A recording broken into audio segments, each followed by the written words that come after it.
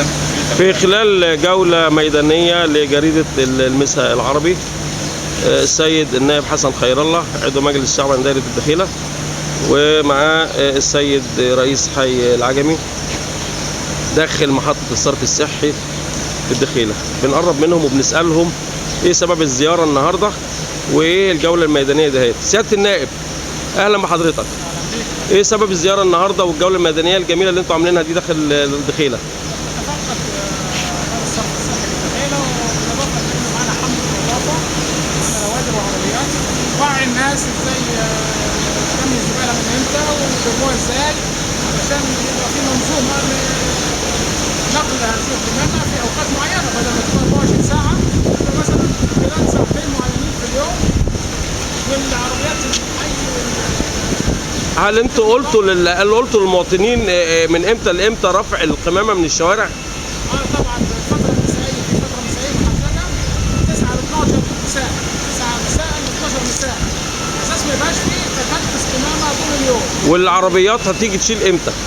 بتشيل من بعد كده، يعني حوالي 7 صباحا يبقى طول النهار مفيش قمامه. الاستاذ علاء يوسف رئيس حي العجمي، سبب زيارة حضرتك النهارده في الجولة الميدانية الجميلة ديت ايه؟ والله انا برافق الباشمهندس حسن خير الله سيد النائب في مبادرة عملها التنمية مع مساعد المحافظ والنائب المحافظ.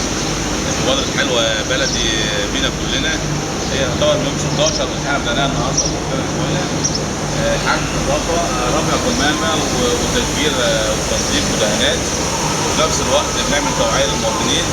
بنقول لهم اركبوا ميعاد ثابت للقمامة، لأن مش هينفع 24 ساعة يرموا فيها الزبالة عشان نشيلها. طب حضرتك طبعا ميعادهم الساعة 12 بالليل، بحيث بعد 12 بالليل احنا نشيل الزبالة. حضرتك موجود دلوقتي داخل محطة الصرف الصحي في الدخيلة. حضرتك بصيت دلوقتي وبصيتم وعملتوا نظرة، ايه اللي موجود في المحطة؟ المحطة لقينا فعلا المحطة شغالة كويسة، المية كويسة نازلة مش عالية. في مولد تاني لو حالة قطع كهرباء، في مصدر تاني، في سولار احتياطي، لان المحطة متكاملة بصراحة الحمد لله ما فيهاش أي مشاكل.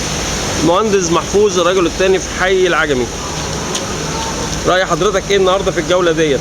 والله احنا في جولة ميدانية مع سيادة النائب حسن خير الله الراجل الرشيد، بيبقى معانا في كل مكان بصراحة، ما بيتفرقناش دايما، وبيساعدنا مع بعض الأحيان في حل المشاكل مع المواطنين. ومعانا الأستاذ علاء يوسف رئيس حي العجمي، واحنا في جولة ميدانية بنتفقد فيها محطة الصرف الصحي أرض الدخيلة اللي بترفع منطقة الدخيلة كلها.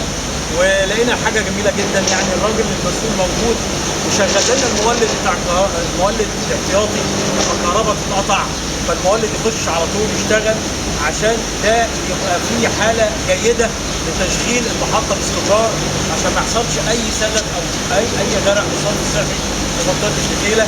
إلى جانب إن إحنا معانا عربيات من المجتمع المدني وعربيات الحي بتشيل القمامة دلوقتي من شارع المسخاوي، عشان نرفع الكربة عن المواطن ونوعي المواطن ان هو يرمي زباله في توقيت معين من الساعه 9 للساعه 12، عشان يفضل طول النهار من الصباح اليوم لغايه الساعه 9 مفيش قمامه في الشارع. يعني لان احنا دلوقتي نطمن اهالي الدخيله من ناحيه الصرف الصحي وكفاءه المحطه اللي شغاله موجوده في الدخيله. قاعدين احنا شفنا التشغيل المثالي المحطه فيها 5 طرمبات بكفاءه عاليه، وفي مولد وفي 2 مصدر كهرباء، يعني حاجه جميله يعني زي الفل. الاستاذ محمد حسين مسؤول حمله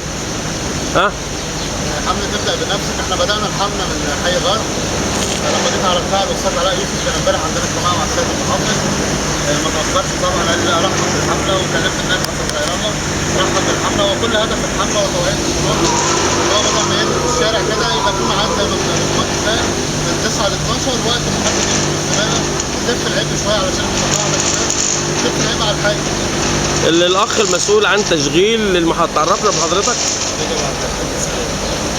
النهارده انت اتفاجئت بالزياره اللي هي فيها سياده النائب ورئيس حي العجمي، هل الزياره دي كان معد ليها؟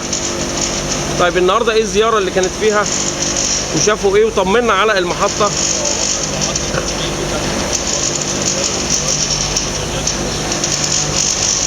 يعني نطمن المواطن ان مفيش اساسا حاجه بالصرف الصحي ولا في اعطال ولا حاجه. بنشكر حضرتك معالي النائب سياده رئيس الحي، شكرا جزيلا.